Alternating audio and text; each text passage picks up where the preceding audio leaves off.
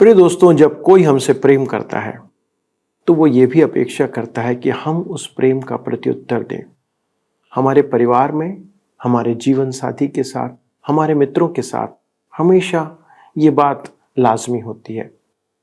जब परमेश्वर हमसे प्रेम करता है तो वो भी अपेक्षा करता है कि हम भी उसके प्रेम का प्रत्युत्तर दें। दोस्तों, वचन इस बात को सिखाता है कि हम कैसे परमेश्वर के प्रेम का प्रत्युत्तर दे सकते हैं। How can we respond to love of God. वचन इस बात को जब हमें सिखाता है तो हमारा यह अध्ययन इसी बात पर आधारित है। दोस्तों, आइए हम इतिहास से इस बात को सीखें जो होशे नबी की पुस्तक में दिया गया है कि हम कैसे परमेश्वर के प्रेम का प्रत्युत्तर अपने जीवन से कर सकते हैं। जानने के लिए, समझने के लिए, सीखने के लिए मेरे साथ इस अध्ययन में शामिल हो जाइए।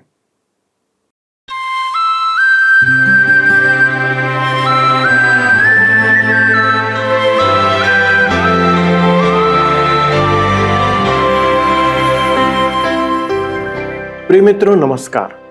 आशा है आप कुशल से हैं और परमेश्वर के अनुग्रह में बढ़ रहे हैं। यह सत्यवचन बाइबल अध्ययन है और मैं आपका स्वागत करता हूं, जो केवल आपकी आत्मिक उन्नति के लिए प्रसारित किया जाता है। आत्मिक उन्नति का अर्थ होता है कि हम परमेश्वर के वचन और उसकी आज्ञाकारिता और वचन की व्यवहारिकता में आगे बढ़ते जाते हैं, जो केवल परमेश्वर के वचन के द्वारा संभव है। दोस्तों, पिछले अध्ययन में हमने होशे नबी की पुस्तक के परिचय का पहला भाग देखा था और आज हम उसके परिचय के दूसरे भाग को देखने जा रहे हैं। आपको शायद ऐसा लगेगा कि इस छोटी सी पुस्तक में ऐसा क्या है कि इसके लिए परिचय को हमें दो भागों में विभाजित करना पड़ा। दोस्तों, कारण है कि इसमें हम परिवार को और उसमें प्रत्येक के चरित्र को देखते हुए परमेश्वर के संदेश को समझ रहे हैं। जैसे कि हमने देखा कि होशे एक सामान्य मनुष्य था जिसे परमेश्वर ने अपने संदेश के लिए चुना। उसके परिवार के द्वारा परमेश्वर कुछ असामान्य कार्य को प्रकट करता है। उस असामान्य कार्य को या उसके द्वारा जो संदेश हमें दिया गया है वह परमेश्वर के टूटे हुए हृदय की वेदना को सुनाता है। एक पति है जो अपनी पत्नी से प्रेम करता है, पर उसकी पत्नी उसके साथ विश्वासघात करती है। यह एक परिवार में पति पत्नी के संबंधों के द्वारा परमेश्वर और इस्राएल के संबंधों को उजागर करता है। दोस्तों, यह घटना हमें इस्राएल के प्रति परमेश्वर के सच्चे प्रेम और इस्राएल के विश्वासघाती होने का चित्रण प्रस्तुत करती है। तो आइए मित्रों, हम अपने अध्ययन को आरंभ करते हैं और होशे की पुस्तक के परिचय के दूसरे भाग को देखते हैं। मित्रों, होशे की पुस्तक के प्रस्तावना में हम देख रहे थे कि माँ परिवार का केंद्र होती है और पिता के द्वारा परिवार पर आने वाली हर एक बुराई को सुधार सकती है, परंतु यदि वह भ्रष्ट हो जाए तो उसका पतन पुरुष से कहीं अधिक गहराइयों में डूब जाता है और त्रासदी को आंकना असंभव सा हो जाता है। होशे की पुस्तक भी एक पतित स्त्री और टूटे परिवार तथा दुखी पुरुष की कहानी पर आधारित है। परमेश्वर होशे के उदाहरण द्वारा अपनी कहानी सुनाता है। अब होशे की पुस्तक का आरंभ होता है। होशे 1 अध्याय उसके 2 पद। यहाँ पर लिखा है, जब यहोवा ने होशे के द्वारा पहल बातें की तब उसने होशे से यह कहा, जाकर एक वेश्या को अपनी पत्नी बना ले और उसके कुकर्म के बच्चों को अपने बच्चे कर ले, क्योंकि यह देश यहोवा के पीछे चलना छोड़कर वेश्या का सा बहुत काम करता है। ध्यान दीजिए, कुछ टीकाकारों का कहना है कि यह सत्य कथा नहीं है, यह मात्र एक उपमा है। परमेश्वर के वचन के साथ ऐसा खिलवाड़ करना उबाऊ, जोश रहित तथा खतरनाक है। परमेश्वर ने होशे से कहा कि वह मूसा की व्यवस्था का उल्लंघन करे। व्यवस्था के अनुसार उसकी पत्नी को पथरवाह किया जाना था, परंतु परमेश्वर ने कहा कि वह उससे विवाह करे। परमेश्वर का यह आदेश होशे के रोम रोम में विद्रोह उत्पन्न कर सकता था, परंतु होशे ने परमेश्वर की आज्ञा मानी। होशे ने गोमेर से विवाह किया और उसे अपना नाम दिया। ऐसे संबंध के विषय में पौलुस पहला कुरिन्थियों के पत्री 6 अध्याय उसके 16 पद में कहता है, क्या तुम नहीं जानते कि जो कोई वेश्या से संगति करता है वह उसके साथ एक तन हो जाता है, क्योंकि लिखा है वे दोनों एक तन होंगे। मेरे मित्रों, यह तो निश्चित जान लें कि उस छोटे से नगर में अफवाह तो बहुत उड़ी होगी। होशे का परिवार कटाक्षों के सागर में एक द्वीप सा बन गया था। वह समाज में बहिष्कृत माना जाता रहा होगा। वह तो उस समाज में कोढ़ियों से भी बदतर हो गया था। उसके परिवार में 2 पुत्र और 1 पुत्री उत्पन्न हुए। उनके नाम इस भयानक कहानी का वर्णन करते हैं, जिसमें इस्राएल राष्ट्र के लिए एक महान अर्थ है। जेठे पुत्र का नाम इज़राइल था। उसके नाम का अर्थ है परमेश्वर तीतर बीतर करेगा और परमेश्वर बदला लेगा। इसका सीधा संदर्भ येहू के घराने से था। यद्यपि येहू ने परमेश्वर की आज्ञा के अनुसार आहाब के घराने को नष्ट किया, उसके मन में आहाब के प्रति घृणा और बदले की भावना भरी थी। अतः परमेश्वर ने कहा, मैं दंड दूंगा, इस्राएल को तितर बितर कर दूंगा, परंतु मेरे न्याय में दया होगी। दूसरी संतान का नाम लोरुहामा था। इसका अर्थ है उसने पिता की दया को नहीं देखा। वह अनाथ तो नहीं थी, परंतु वह अपने पिता को नहीं जानती थी। होशे के परिवार में कैसी कलंक की स्थिति थी। परमेश्वर इस परिस्थिति द्वारा इस्राएल राज्य से कह रहा था, तुम मेरी दया को नहीं देख पाओगे, क्योंकि मैं तुम्हारा पिता नहीं हूं। इसका कारण था कि वे प्रतिमा आराधना में लग गए थे। तीसरी संतान का नाम था लोअम्मी, अर्थात तुम लोग मेरी प्रजा नहीं हो। यदि इसे एक वचन में पढ़ें तो इसका अर्थ है तू मेरी संतान नहीं है। होशे के युग में इस्राएली लोगों के लिए यह कैसा संदेश था। आज भी यह संदेश प्रासंगिक है जब मुक्त विचारक कहते हैं कि हर एक मनुष्य परमेश्वर की संतान है। परमेश्वर कहता है कि यह गलत है, उसकी संतान अवैध नहीं है। परमेश्वर कहता है, मैं जानता हूं कि मेरी संतान कौन है। क्या तुम सोचते हो कि मेरी संतान मनुष्य द्वारा स्थापित एकता से उत्पन्न है? कदापि नहीं। मनुष्य केवल प्रभु यीशु में विश्वास के द्वारा परमेश्वर की संतान बनता है। प्रभु यीशु ने उन इस्राएलियों से कहा था जो अपने आप को अब्राहम के वंशज कहते थे। यूहन्ना रचित सुसमाचार 8 अध्याय उसके 44 पद में लिखा है, तुम अपने पिता शैतान से हो और अपने पिता की लालसाओं को पूरा करना चाहते हो। वे परमेश्वर की संतान होने का दावा करने योग्य नहीं थे। मेरे मित्रों, क्या आप लोअम्मी हैं? क्या आप परमेश्वर की संतान हैं या अवैध संतान हैं? मैं आपको विश्वास दिलाना चाहता हूं कि आप परमेश्वर की संतान बन सकते हैं। यूहन्ना कहता है 1 अध्याय उसके 12 पद में, जितनों ने उसे ग्रहण किया उसने उन्हें परमेश्वर की संतान होने का अधिकार दिया, अर्थात उन्हें जो उसके नाम पर विश्वास रखते हैं। होशे की कहानी दुखद है, परंतु उसका अभी अंत नहीं हुआ है। गोमेर घर छोड़कर अपनी वेश्यावृत्ति में लौट गई। निश्चय ही परमेश्वर होशे से कहेगा, होशे, तूने तो यथासंभव सब कुछ किया। तूने तो उस स्त्री को सम्मान प्रदान करना चाहा, परंतु कोई लाभ नहीं, उसे जाने दे। जी नहीं, परमेश्वर ने होशे से कहा, जाकर उसे फिर घर ले आ। होशे उसे लेने गया तो उसने लौटने से इनकार कर दिया। उसने अपने बच्चों को भेजा कि मां को समझा बुझाकर घर ले आएं, परंतु वह नहीं आई। उस समय ऐसी स्त्रियां अपने आप को दासत्व में बेच देती थी। अतः होशे उसे मूल्य देकर घर ले आया। मेरे प्रियो, यह हमारे उद्धारकर्ता का कैसा चित्रण है। उसने हमें सृजा और हम उसके हैं। तब हम संसार को अपना प्रेम, लगाव और समय देकर प्रभु से अलग हो गए।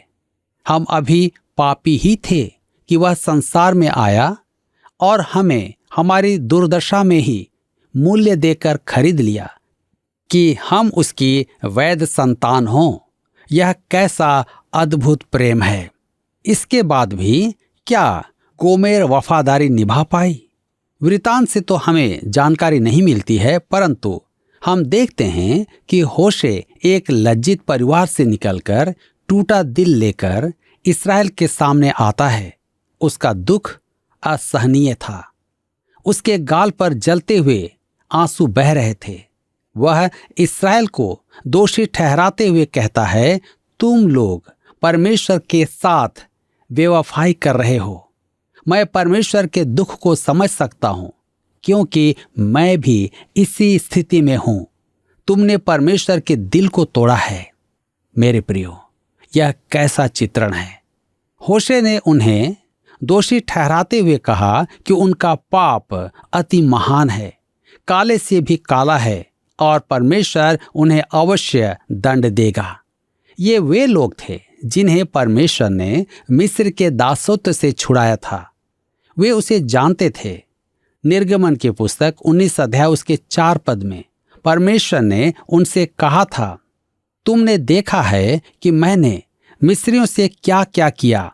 तुमको मानो उकाब पक्षी के पंखों पर चढ़ाकर अपने पास ले आया हूं। परंतु उन्होंने परमेश्वर की अपेक्षा सोने के बछड़े की उपासना की, और होशे के युग में भी वे सोने के बछड़े की पूजा कर रहे थे। इस्राएल में 2 सोने के बछड़े थे। दूसरे शब्दों में, इस्राएल वेश्यावृत्ति में मग्न था। उनका पाप भयंकर था। आप कहेंगे, मैं तो सोचता था कि अविश्वास एक भयानक पाप है। जी हां, अविश्वास एक भयानक पाप है, परंतु वह एक कार्य है, अवस्था नहीं है। हम परमेश्वर से विद्रोह की अवस्था में ही जन्मे हैं, परंतु परमेश्वर का धन्यवाद हो कि प्रभु यीशु की मृत्यु ने हमारे पापों का दंड चुका दिया। यदि हम प्रभु यीशु में विश्वास करें तो वह हमें बचा लेगा। यह सच है कि अविश्वास एक भयानक पाप है, जिसका एक ही उपचार है, प्रभु यीशु में विश्वास करना। यदि आप अविश्वास में बने रहते हैं तो इसका अर्थ है कि आपने अपने उपचार का त्याग कर दिया है। एक और भयानक पाप है ज्योति के विरुद्ध पाप करना। प्रभु यीशु के सुसमाचार की ज्योति को देखकर भी उसका त्याग करना ज्योति के विरुद्ध पाप है।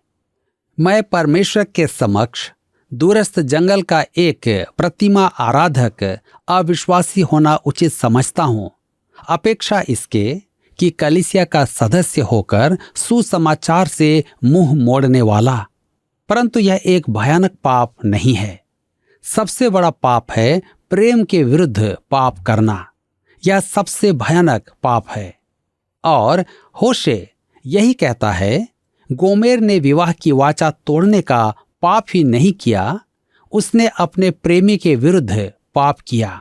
मेरे मित्रों, प्रेमी परमेश्वर और प्रेमी उद्धारकर्ता के विरुद्ध पाप करना अन्य जातियों की प्रतिमा आराधना और पाशविकता से अधिक भयानक है। यह अनैतिकता से भी गहरा और काला है। यह दुष्ट आत्माओं की उपासना से भी अधिक भयानक है। होशे जानता था कि पाप क्या है और प्रेम क्या है। प्रेम के विरुद्ध पाप करना अत्यधिक पाशविक है। इस्राएल अन्य जातियों से अधिक परमेश्वर के प्रेम को जानता था। वह उसके उद्धार, उसकी मुक्ति, सुरक्षा, क्षमा, उसके प्रकाशन और उसके प्रेम को जानता था, परंतु फिर भी वे मुख्य प्रतिमाओं की उपासना कर रहे थे। यह घोर अपराध है, परंतु परमेश्वर उन्हें त्यागेगा नहीं। प्रेम जयवंत होता है। मैं होशे की पुस्तक के 3 पदों द्वारा परमेश्वर की कहानी सुनाना चाहता हूं। पहला है होशे 4 अध्याय उसके 17 पद। लिखा है, एप्रेम मूर्तों का संगी हो गया, इसलिए उसको रहने दे। एप्रेम अर्थात इसराइल। परमेश्वर इसराइल को आत्मिक व्यभिचार का दोषी ठहराता है। दूसरा है, अब अनंत परमेश्वर की धड़कती हुई भावना देखें। होशे 11 उसके 8 पद में, हे अप्रेम, मैं तुझे कैसे छोड़ दूं? हे इसराइल, मैं कैसे तुझे शत्रु के वश में कर दूं? मैं कैसे तुझे अदमा के समान छोड़ दूं और सबोइम के समान कर दूं? परमेश्वर कहता है कि वह इसराइल को त्याग नहीं सकता। वह उससे बहुत प्रेम करता है। यही कारण था कि उसने होशे को दूसरी बार और तीसरी बार गोमेर को लौटा लाने के लिए भेजा था। वह होशे पर प्रकट करना चाहता था कि वह इसराइल के बारे में कैसी भावना रखता है। तीसरी बात है, अंत में विजय आती है। होशे 14 उसके 8 पद में लिखा है, एप्रेम कहेगा, मूर्तों से अब मेरा और क्या काम? मैं उसकी सुनकर उस पर दृष्टि बनाए रखूंगा। मैं हरे सनोवर सा हूं, मुझी से तू फल पाया करेगा। मेरे प्रियो, वह दिन आएगा जब इसराइल परमेश्वर की ओर फिरेगा। इससे हमें संकेत मिलता है कि अंत में गोमेर बदल गई और एक अच्छी पत्नी और अच्छी माता बनी। क्या यह आत्मिक व्यभिचार का भयानक वर्णन हमारे युग के विश्वासियों के लिए प्रासंगिक है? जी हां, कलीसिया प्रभु यीशु की दुल्हन है। दूसरा कुरिन्थियों के पत्री 11 उसके 2 पद में लिखा है, क्योंकि मैं तुम्हारे विषय में ईश्वरीय धुन लगाए रहता हूं, इसलिए कि मैंने एक ही पुरुष से तुम्हारी बात लगाई है कि तुम्हें पवित्र कुंवारी के समान मसीह को सौंप दूं। प्रकाशित वाक्य 2 अध्याय उसके 2 पद और 4 पद में प्रभु यीशु इफिसुस की कलीसिया से कहता है, मैं तेरे काम, तेरे परिश्रम और तेरे धीरज को जानता हूं, और यह भी कि तू बुरे लोगों को देख नहीं सकता, और जो अपने आप को प्रेरित कहते हैं और हैं नहीं, उन्हें तूने परख कर झूठा पाया। पर मुझे तेरे विरुद्ध यह कहना है कि तूने अपना पहला सा प्रेम छोड़ दिया है। मेरे मित्रों, आपकी धर्म शिक्षा, सही होना और प्रभु की सेवा में सक्रिय रहना ही पर्याप्त नहीं है, जबकि यह आवश्यक है और मुख्य बात है प्रेम। क्या आपने अपना पहला प्रेम त्याग दिया है? क्या आप आज भी उससे प्रेम करते हैं? होशे का अर्थ है उद्धार, जैसा यहोशू है जो यूनानी शब्द यीशु का इब्रानी शब्द है। अतः कलीसिया नए नियम के होशे की दुल्हन है, परंतु हमारा होशे आत्मिक व्यभिचारणी से जुड़ा हुआ है। प्रकाशित वाक्य की पुस्तक अध्याय 17 में बाइबल का एक भयावह दृश्य है। वहां कलीसिया को बड़ी वेश्या कहा गया है, रहस्यमय बेबीलोन। आज की व्यवस्थित कलीसिया का व्यवहार ऐसा ही है। कितने विश्वासी व्यस्त होने के बहाने अपने निराशा और सच्चाई की कमी को छिपा रहे हैं। यह एक मानसिक व्यथा है। वे सत्यनिष्ठा से नहीं कह सकते, मैं उससे प्रेम करता हूं, मैं उसका सच्चा भक्त हूं। ज्वलंत आंसुओं के साथ हमारा प्रभु कहता है कि कलीसिया गुनगुनी है। परमेश्वर ऐसे पुरुष पर दया करे जिसने एक गुनगुनी स्त्री से विवाह किया हो। परमेश्वर एक गुनगुनी कलीसिया से जुड़े प्रभु यीशु पर दया करे। वह कहता है, तू गर्म होता या ठंडा होता तो भला था। मेरे प्रियो, मैं आपसे एक व्यक्तिगत प्रश्न पूछना चाहता हूं। क्या आपकी आत्मा और आपके उद्धारकर्ता के बीच कोई बादल आ गया है? एक बार स्पर्जन सड़क के बीच ही प्रार्थना करने के लिए खड़े हो गए। सड़क पार करने के बाद उसके साथी ने पूछा, आपने सड़क के बीच खड़े होकर प्रार्थना क्यों की? स्पर्जन ने कहा, मेरी आत्मा और प्रभु यीशु के मध्य एक बादल आ गया था और मैं सड़क पार करने तक उसे रहने देना नहीं चाहता था। प्रभु यीशु ने शमौन पर लगाम लगाने से पूर्व पूछा, यूहन्ना रचित सुसमाचार 21 उसके 17 पद में, क्या तू मुझसे प्रेम करता है? यह प्रश्न आज भी उतना ही महत्वपूर्ण है जितना गलील के सागर के तट पर उस सुबह था। मेरे मित्रों, यदि आप परमेश्वर से मुंह मोड़ लें, जिसने जगत से ऐसा प्रेम किया कि अपना इकलौता पुत्र दे दिया, तो आप बुराई ही नहीं, अविश्वास ही नहीं, एक भयानक पाप करते हैं। आप एक प्रेमी परमेश्वर से दूर जा रहे हैं जो आपके लिए मारा गया। इसके तुल्य अन्य कोई पाप नहीं है।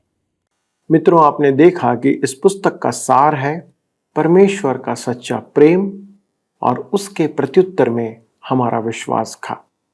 हम परमेश्वर के प्रेम के ऊपर सवाल नहीं उठा सकते, क्योंकि परमेश्वर ने अपने प्रेम को उस क्रूस के ऊपर प्रकट कर दिया है, जिसने अपने निज पुत्र को हमारे लिए बलिदान कर दिया। उसने अपना सब कुछ हमें दे दिया।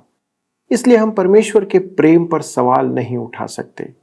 पर दोस्तों, उसके प्रत्युत्तर में, उसके रिस्पॉन्स में हम उससे कैसा प्रेम करते हैं या कितने आज्ञाकारी हम हैं, यह बहुत महत्व रखता है। प्रकाशित वाक्य की पुस्तक में मसीह यीशु इफिसुस की कलीसिया से कहता है कि तूने अपना पहला सा प्रेम छोड़ दिया है। यह प्रश्न आज प्रत्येक विश्वासी से भी पूछा जाना है कि क्या आप अपने पहले के प्रेम में बने हुए हैं? क्या आप आज भी अपने परमेश्वर से पहले जैसा प्रेम बनाए हुए हैं? पहले का सा प्रेम आपके समर्पण के स्तर को प्रकट करता है। जब हम आरंभ में परमेश्वर को जानते हैं, तब हम उसके वचन में, आज्ञाकारिता में, वचन की शिक्षा और गवाही में बहुत ही उत्सुक दिखाई देते हैं। पर समय और परिपक्वता के साथ वे बातें कम होती चली जाती हैं। क्या आपके जीवन में ऐसे चिन्ह दिखाई देते हैं? क्या आपकी रुचि वचन को पढ़ने में कम होती जा रही है? आज इस प्रसारण का ही उदाहरण ले लीजिए। कितने लोग इसमें शामिल होते हैं?